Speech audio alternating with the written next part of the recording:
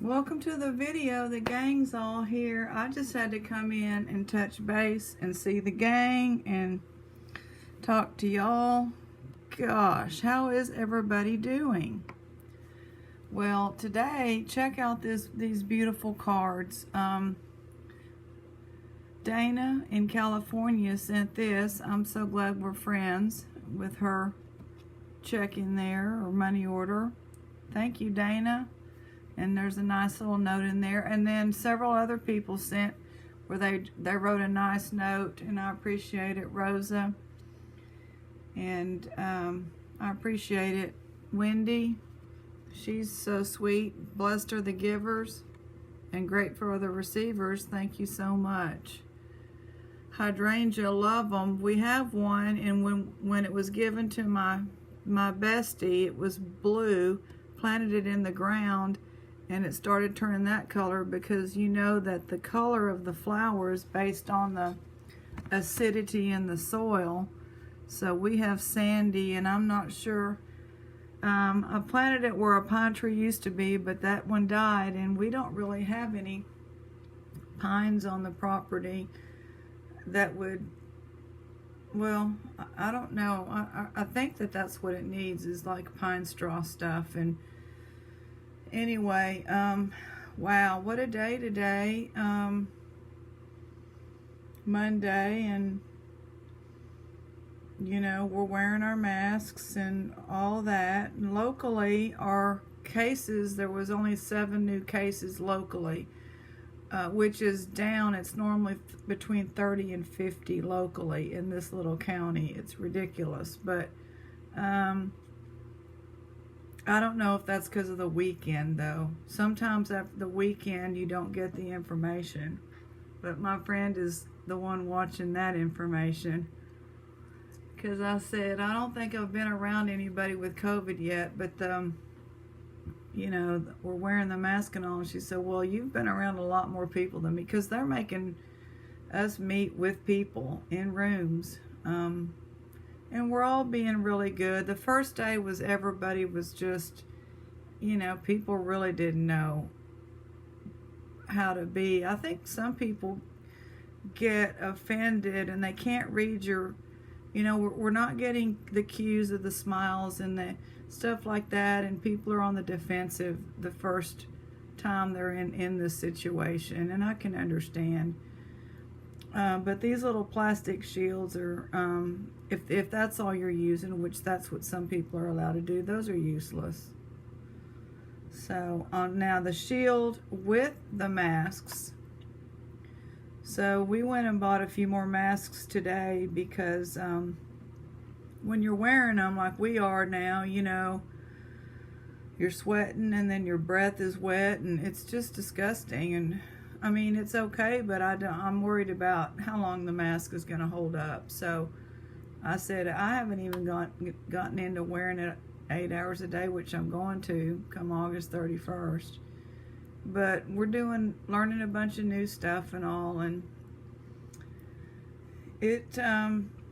one of the team members stepped up and just got us organized, and God bless her. God bless her, because we needed that. So that's good. I don't know. I'm not going to do jewelry. I'm going to do a little reading. I did check. I'm checking the post office at lunch every day. Right now we still have an hour-and-a-half lunch. I don't know what the date is. Is it the 11th or the 10th? Mink is going to the vet tomorrow. Well, she's okay, I think, but she doesn't chew her dry food. And anyway, it's time. I called them, and they're like, oh yeah, y'all are overdue for shots. And I'm like, well, we never got a reminder, but I know COVID. But I didn't tell them that. So she's going to get dropped off at 7:30 in her little blue crate, and then I'm going to pick her up at lunch. And I just have to write, you know, she's going to get a full checkup. I'm going to tell them, do what y'all need to do, blood work, whatever, shots. And that, you know, the doctor had said early on that her teeth were underdeveloped, because they look tiny and like rotted one time when we looked. When her mouth, remember when she got stung by a bee and she wouldn't eat? and she looks like she's got teeth of an 80-year-old or something, and they're just tiny and weird. And the doctor said, oh no, they're underdeveloped. So I guess she didn't get enough, bless her heart, and nutrition. So she does not chew, and I don't know what they look like where the chewing part is, you know, because they're supposed to be tearing food. I don't know that cats really have the kind, and what dogs and humans have to just actually chew their food. So when I give her a little too much dry, she eats it and throws it up. So we quit. She's been upset with us leaving for work. This is the first year she's here by herself. I told my bestie, I said, you know what? We think she doesn't miss Olivia because she's the queen bee now, but actually, when we were at work last January, February, until March, until we had the lockdown, we would go to work, but she wasn't here by herself. Olivia was here. Olivia would bark, and she felt safe, I'm sure. And now she's the only one here. And she starts zooming around in the morning and running up to the door and bumping into stuff, and she's just really upset. I don't know. And, we come home for lunch, but I guess she's just hasn't gotten the confidence that we're coming back. For some reason, a dog, dogs have that too, but Olivia didn't. She didn't have anxiety over it. She was just like, dadgummit, it's going to be a while till anything fun happens. Anyway, so we're going to have her checked out, the weight and all that. Beyond the eyes of the beholder. One balmy October, I spent a pleasant half hour on the little balcony of a Haagen-Dazs ice cream shop. I was there to rendezvous with 2-scoop cone of maple walnut, topped with caramel sauce and whipped cream. I self-righteously declined the addition of a chocolate-covered strawberry. The balcony overlooked the Riverwalk in San Antonio, and the colors on that fine day seemed unusually vivid. The trees touched by fall, flowing, flowers still blooming, and the varied hues of the attire of passers-by, forming and reforming sparkling reflections in the water.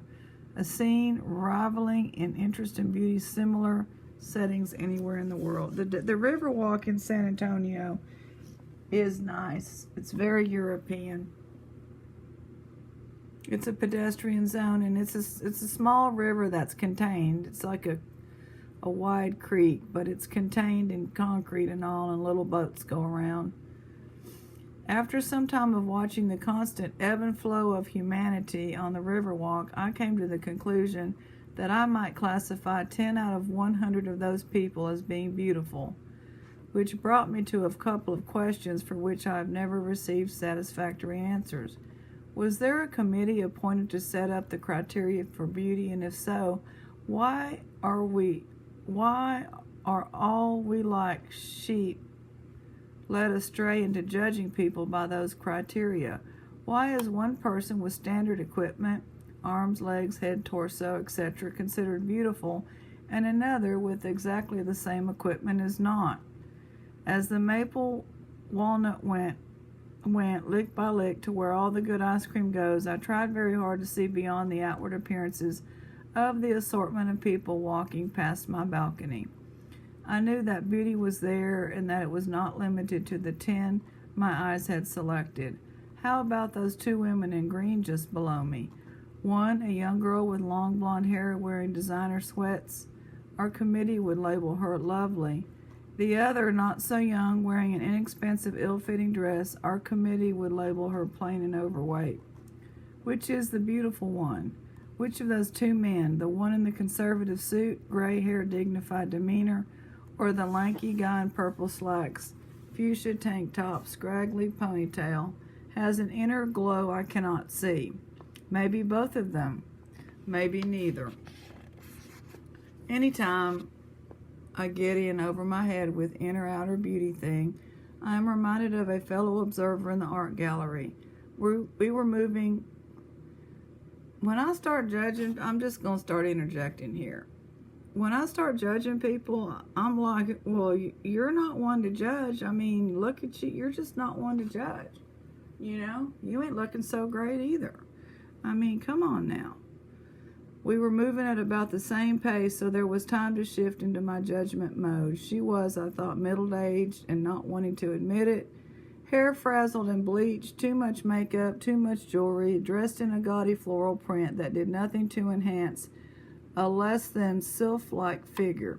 She chattered constantly, stopping only occasionally to favor us with a schoolgirlish giggle. In other words, even while looking at lovely things I had gone there to see, I scrutinized, categorized, criticized, dissected, and reassembled a lady about whom I knew absolutely nothing. Moments later, my shallow assessment collapsed into dust around my feet as the lady stood in front of Van Gogh's Riverbank in springtime. For out of the chatter there came an appreciation for an understanding of art far superior to my own, and shining through that enameled shell was a sensitivity to beauty that seemed to me must surely equal that of the artist who created Riverbank in springtime. It does not follow, however, that a 2-minute, totally unexpected insight into the lady's character revealed her to be the most wonderful person in the gallery. That would be merely shifting the judgmental mode into a different direction, again with no knowledge on which to form an opinion.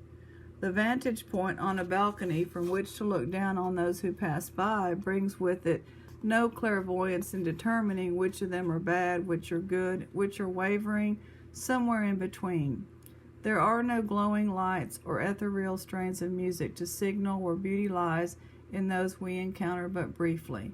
The only certainty is that where there are people, beauty is also there, many-faceted and invisible, a spark in even the worst of them, brimming over in the best of them. Life would be unbearable if that were not so. That's interesting. I do have a few thoughts, which I normally don't do. I'm looking for my bookmark. I need to bring those 3 ladies we had bookmarked that I found in a jewelry jar, and they're in my room. I need them in here. Anyway, oh gosh.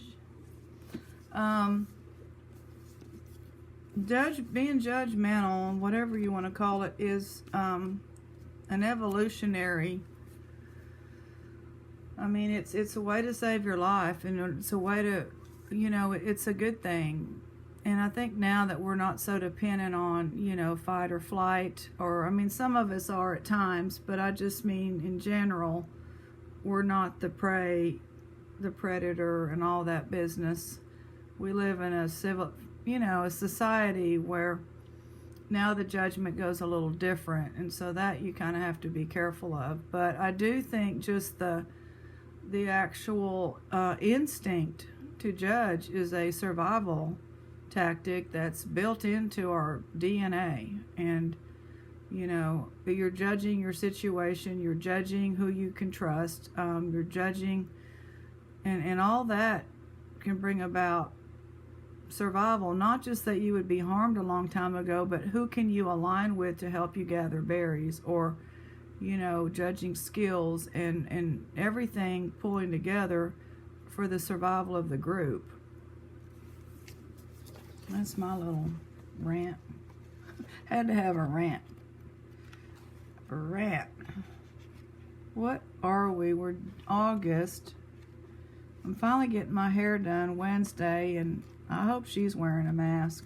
They kind of go rogue over there, but they're supposed to, They're supposed to have stricter regulations than,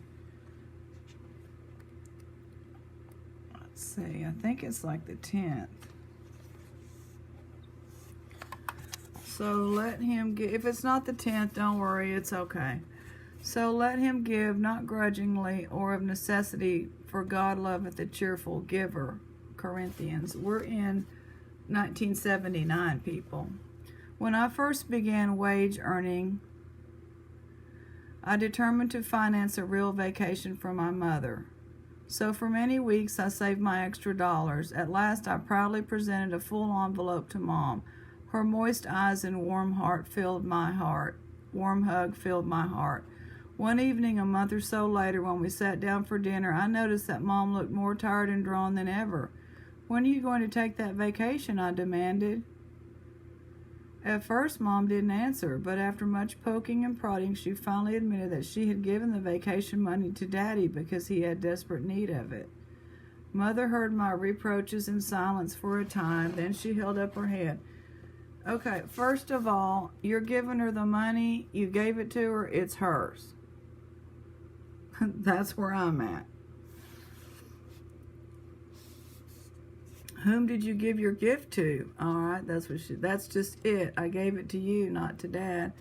"Rosie, when you give something, really give it away. If you had done this, you wouldn't be worrying now about how I used it." How right she was. All too often I had tormented myself about the use of my gifts. I have fretted about children breaking my toys or spending my money on things they'll discard the next day. I've nagged my husband for not wearing my cufflinks. How foolish and how selfish. Lord, when I give, let me separate my gift from myself so that I may take joy in whatever use is made of it. Remind me that only then I am truly giving. That just reminds me of friend mail. Y'all are so wonderful to us with the friend mail. Y'all just give so generously and joyfully, just for the sake of giving. Well, what else is going on? The truck's running okay, but it had a hard time today. It was 107 on the thermometer in the truck, which is somewhere on the roof of it or something. But ever since they put in the new radiator, I don't know. But it's been okay, but today it's not. We had to sit in lines, and we turned it off a bunch because we were in long lines for medicine, and then we were in long line at the other pharmacy that has some N95s or K95s. I know those aren't supposed to be foolproof, but let me tell you, the reality of working with people with masks is they wear those cloth ones that hang down below their nose. They pull them down half the time to talk. They pretend they forget to have them on. And I just have come to peace with it, and I'm like, I've got mine on. And that's what's going to help. I've got mine on. Yeah, Minka won't be happy, but she'll be okay. I wrote on there that, that she is scared of other people, and she may, that she was feral 2 years ago, and she's not mean, but, you just handle her like she's going to be scared and run off and do whatever she can to run off. She will just do whatever she can to run and hide. But she has found a new hidey hole, and I don't know where it is. It's in my room. I think it's in my closet, because she's been really more tired lately, and I don't know if it's because she's worrying about us being gone and then it drains her. So we'll see what they say tomorrow. I told my friend we better not have another sick one. She's going to be with us 2 years towards the end of August. It's already been, yeah, I know. Another viewer was like, what? She's been with y'all for 2 years? We figure she was born about a February. And then I started feeding her 2 years ago in around April. And May, June, July, well, maybe May or June. And then by August, I grabbed her with gloves and put her in the truck, and home we went, never to look back.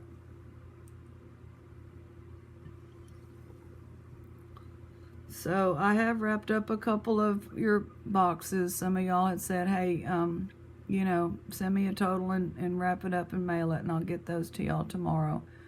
Otherwise, we're still keeping on, and Aunt Barry's just been looking. I don't know. We've got brooches, but I'm not in the mood for brooches. And we do have one more, like what we've been doing, like a 10 pound, I think. So we might do 20 minutes tomorrow night, you know. The Tiffany nobody bought for $48. Somebody wants it for $38. It's shorter than, we had somebody look them up. If they're longer, they go for, I forgot what, it's in the comments. So it's not quite 8 inches. It says Peretti, Spain, Tiffany & Co. And Peretti is the designer. This one is made in Spain, which they do have a whatever there. And I think it looks like it's gold. I can't tell if it's vermeil or if you dip it in silver cleaner. This is tarnished. Let me tell you, I don't know what's going on at the local thrift store. There's no jewelry. I mean, they're not putting out any jewelry. It's been picked over. There's a bunch of gaps, a lot of room, which is unusual. They used to pack that thing. I think they're focusing on, like they had a big rack of clothes, and maybe clothes is a big seller for them, or they need to get it washed and get it out there. A long time ago I did a video and y'all all said it's very clean in there, and it is. It's clean and organized, and I know the manager does the jewelry, nobody else, so I think that's a problem too. But yeah, came home and we had, let's see, I cooked today. I said, what are we having? And she said crab cakes. So I went out to the patio, and that's my job, is to do the skillet. If it smells fishy or what, some kind of lingering food smell, we do it outside. And then she made some noodles in here and cut up some squash, and we had like a little side of noodles with crab cake and some Parmesan cheese sprinkled on top with the zucchini and the summer squash chopped up in there. It's just trying to eat the fresh stuff first. And I don't know what else. My mom's been making strawberry jam. And her husband on the fall fractured his patella, his shoulder blade. I had told him to go to the doctor right away. Nobody, you know, he didn't want to go. And they finally did and x-rayed it. And that took a while to read. And so his arm's in a sling. And when it's up in a sling, it's okay. But when he drops it down, it hurts. So I told her, call the doctor again and see if there can be something else going on, or if he needs some medicine. They gave him like a Tylenol 3. I don't know what 3 is, if it has a painkiller in it. Anyway, speaking of, I don't know, my skin used to look like a alligator basically, and there was nobody could help me. And I'm telling you what, Melissa, that coconut oil, I just put some on because I'm wearing I'm wearing a t-shirt at work that's our little logo of the company, and then I have my arm sleeves on, and so those are kind of would look stained, you know, with the oil stain. But so came home and showered and all that and got cleaned up and put that on. And I'll do it again one more time before I go to bed. But I think a few other people are going to try it too. The dermatologist had nothing to say, couldn't help me. And I tried all the expensive lotions. I'm not kidding. The CoQ10, the A, the C, whatever they said, restorative, all that, nothing. I slathered it on. And then I slathered this on, and 3 days later, and the scar is a lot better, and I'm not, you know, bruising so bad now that I have some elasticity. Yay! All right, everybody, God bless y'all, and I'll see y'all tomorrow.